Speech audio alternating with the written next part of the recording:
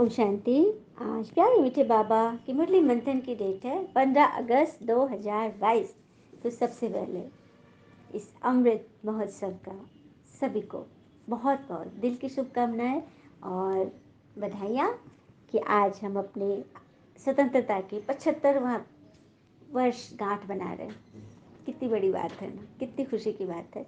तो हम सब सेलिब्रेट कर रहे हैं, है ना। चलिए, भगवान हमसे क्या कहते हैं। बाबा कहते हैं, मीठे बच्चे, तुम हो ईश्वर के एडॉप्टेड बच्चे।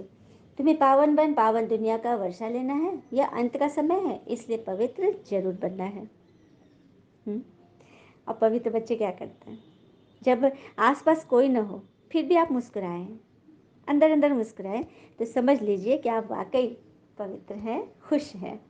तो उसकी नींव बीज यही डालनी है। जिस वक्त किसान धरनी को तैयार करता है पूरा, हाँ, उसको पूरा हल चला के कोड़ कर उसको एकदम तैयार करता है, और उस वक्त बीज न डाले, रुक जाए कुछ दिन या कुछ हफ्ते, तो क्या होगा? रुक करके फिर बीज डाले तो वो फलीभूत नहीं होगा। तो जब बीज डालने का समय है, शुभ संकल्प होगा, उसी वक्त बीज डालना है। तो अभी ये संगम युग है, बीज डालने का समय। शुभ संकल्प का संगम का बीज डालिए और उस अनुसार कर्म कीजिए, जिसका फल हमें सत्युग में मिलेगा, राजाई के रूप में। लेकिन यहाँ भी राजाई मिलेगी, तो यहाँ हम मन के राजा बनेंगे। तो सभी तैयार हैं ना? प्रश्न, इस समय के मनुष्यों को ऊंट पक्षी शुतुरमुर्ग का टाइटल क्यों देते हैं? ऊंट पक्षी शुतुरमुर्ग का टाइटल क्यों देते हैं? क्योंकि ऊंट पक्षी जो होता है ना, शुतुरमुर्ग, उसे कहो उड़ो तो कहेगा पंख नहीं है, मैं तो ऊंट हूँ। अब बोलोगे अगर अच्छा चलो सामान उठाओ, तो कहेगा मैं पक्षी हूँ। मतलब टालम मटोल वाली दास्तान। तो ऐसा ही आज मनुष्यों की हालत है। जब उनसे पूछा जाए कि तुम अपने को देवता के बजाय हिंदू क्यों कहलाते हो, तो कहते हैं देवता है तो पावन है, हम पतित हैं। बोलो अच्छा, अब पतित होना तो उससे पावन बनो। ज्ञान सुनो, तो कहेंगे फुर्सत नहीं। माया ने पवित्रता के पंख ही काट दिए हैं, इसलिए जो कहते हैं हमें फुर्सत नहीं है, वह है ऊंट पंछी। तुम बच्चों को ऊंट पक्षी नहीं बनना है। समझ में आया? मनुष्य की हालत। कहो कि तुम तो देवी देवता कुल के हो, देवता हो, कहेंगे नहीं हम तो पतित थे। कैसे आप कहते हो? कितना गड़बड़ बात बोलते हो, हम देवताएं कैसे हो गए? तो कहेंगे कि अच्छा, तो तुम पतित हो तो पावन बनो, ज्ञान सुनो, भगवान में निश्चय करो। तो कहेंगे कि फुर्सत नहीं है, जरूरत नहीं है। तो यही है ऊंट पक्षी की बात। गीत है, ओम नमः शिवाय, ओम शांति। ये किसने कहा? तो अपने से प्रश्न पूछना है। ओम का अर्थ मनुष्यों ने अनेक प्रकार का बनाया है। बाबा कहने से 1 सेकंड में वर्षे के अधिकारी बन जाते हैं। बच्चा पैदा हुआ, कहेंगे वारिस पैदा हुआ, फिर छुटपन से फिर बालिक होते हैं। यहाँ भी ऐसे हैं। बाबा को जाना, पहचाना और वर्षे के मालिक बने। यहाँ तो तुम बड़े हो। आत्मा को पिता का परिचय मिला, सेकंड में बाबा का वर्षा मिल जाता है। जैसे ही बच्चा घर में जन्मता है तो क्या कहलाता है? वारिस। बच्चा पैदा होने से ही ना बाबा की जायदाद का वर्षा पाते हैं। तो यह है बेहद के पिता। वो तो लौकिक पिता हो गए ना, यह बेहद के पिता। तो बेहद के पिता में क्या देंगे? विश्व का मालिक बनाते हैं। तो कितनी बड़ी बात है ना।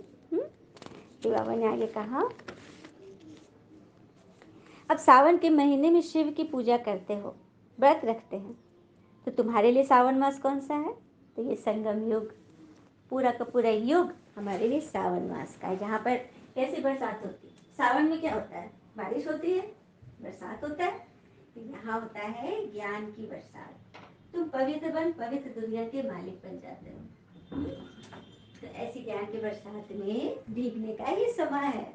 और सावन में क्या करते हैं? मनुष्य व्रत रखते हैं, भोजन न करने का। बाबा क्या कहते हैं? किस चीज़ का व्रत करो?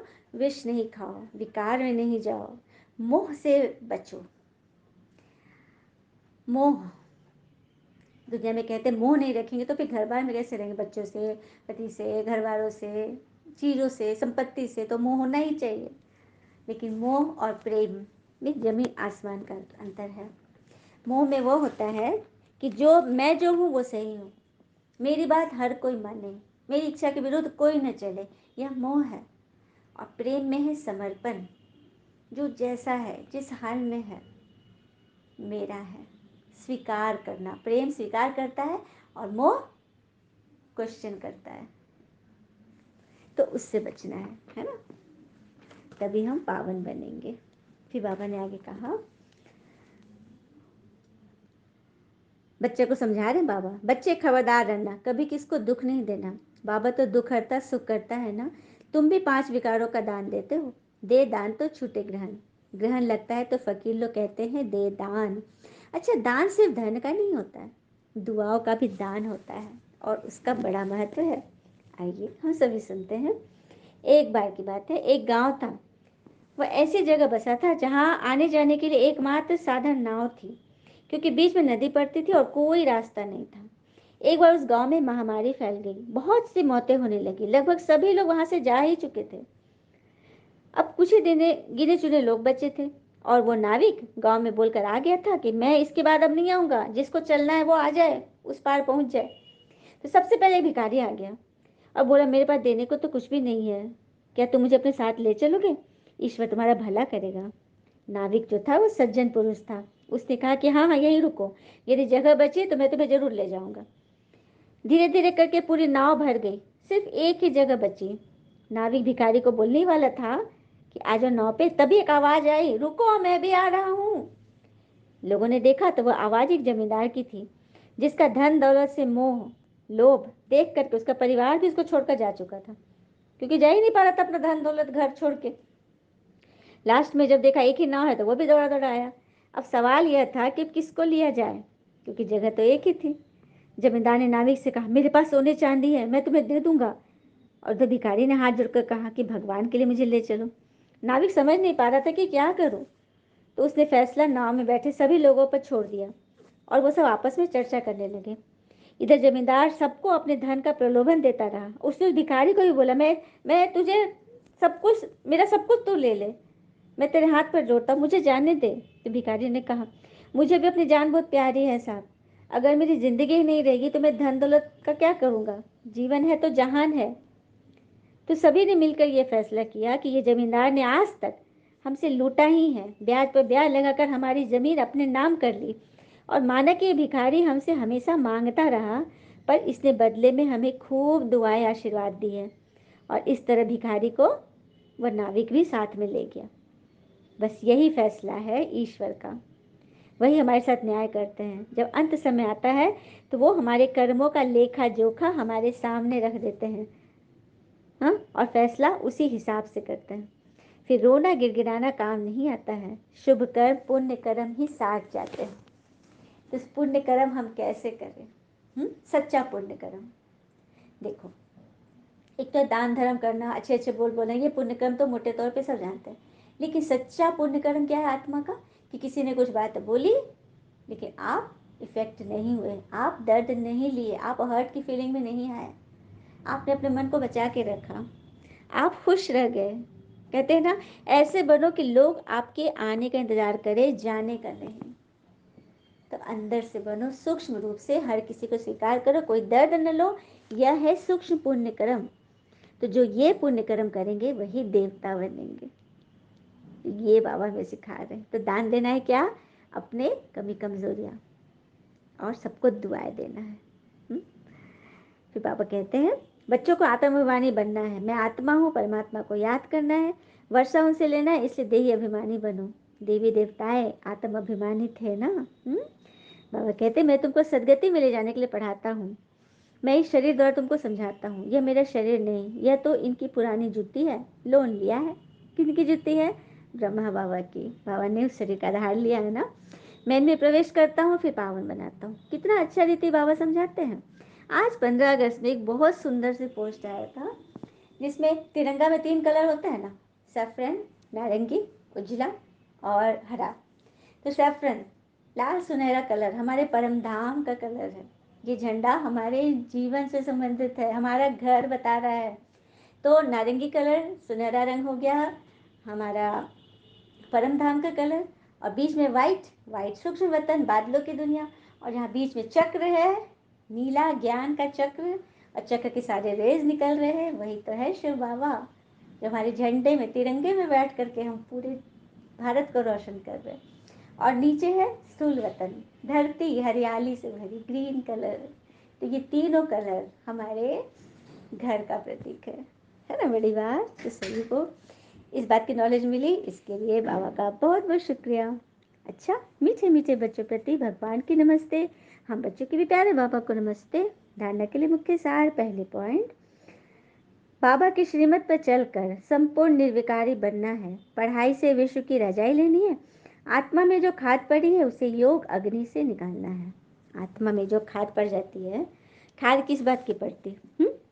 छोटी सोच शंका को जन्म देती है और बड़ी सोच समाधान को।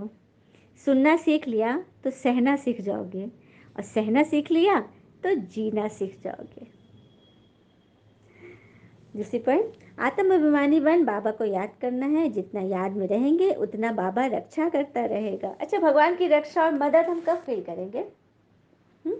भगवान की मदद हम तब फील करेंगे जब हम हिम्मत नहीं हारेंगे। बड़ी से बड़ी परेशानी में भी हमारा भोलापन नहीं जाएगा, हिम्मत नहीं टूटेगी, थकेंगे नहीं, उमंग उत्साह बना रहे, आत्माओं की सेवा में हाजिर रहे। यही है ईश्वर की मदद, ईश्वर की रक्षा। तो कोई भी आत्मा को हर परिस्थिति में यदि इस तरह की फीलिंग आ रही है तो समझो भगवान उनकी रक्षा कर रहे हैं। वरदान है, मेरे मेरे को तेरे में परिवर्तन कर, श्रेष्ठ मंजिल को प्राप्त करने वाले नष्टो मोहा भव। मेरे मेरे को तेरे में परिवर्तन कर, श्रेष्ठ मंजिल को प्राप्त करने वाले नष्टो मोहा बनो। जहाँ मेरापन होता है वहाँ हलचल होती है। मेरी रचना, मेरी दुकान, मेरा पैसा, मेरा घर या मेरापन थोड़ा भी किनारे रखा है तो मंजिल का किनारा नहीं मिलेगा, जैसे कि उस सेठ को नहीं मिली, है ना। थोड़ा भी मेरापन मोह न हो। श्रेष्ठ मंजिल को प्राप्त करने के लिए मेरे को तेरे में परिवर्तन करो। हद का मेरा नहीं, बेहद का मेरा, वह है मेरा बाबा। बाबा की स्मृति और ड्रामा के ज्ञान से नथिंग न्यू की अचल स्थिति रहेगी और नष्टो मोहा बन जाएंगे। तो मेरेपन से छुटकारा कब मिलेगा? जब हम भगवान की, कल का भी वरदान था ना, स्मृति का तिलक सदा लगा हो तो सफलता मूर्त बनेंगे। तो यहाँ भी बाबा की स्मृति और ड्रामा के ज्ञान से हमेशा हर एक बात को नथिंग न्यू की अचल स्थिति में टिका के रखो तो नष्ट मोह बन जाएंगे। मोह नष्ट होगा, आप सदा के स्नेही बन जाएंगे। स्लोगन, सच्चे सेवाधारी बन निस्वार्थ सेवा करते चलो तो सेवा का फल स्वतः मिलेगा। सच्चे सेवाधारी बन निस्वार्थ सेवा करते चलो तो सेवा का फल स्वतः मिलेगा। अच्छा, ओम शांति। शुक्र मीठे बाबा, वो बाबा के प्यारे प्यारे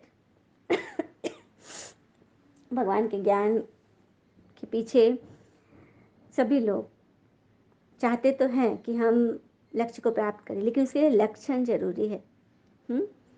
आज हम देखते हैं कि पेट्रोल पंप पे सीएनजी पे लंबी लाइन लगी होती और पेट्रोल में छोटी। तो सीएनजी हमें बहुत दूर तक ले जाएगी, बहुत कम बजट में भी हमारा काम करेगी। लेकिन पेट्रोल छोटी होती है,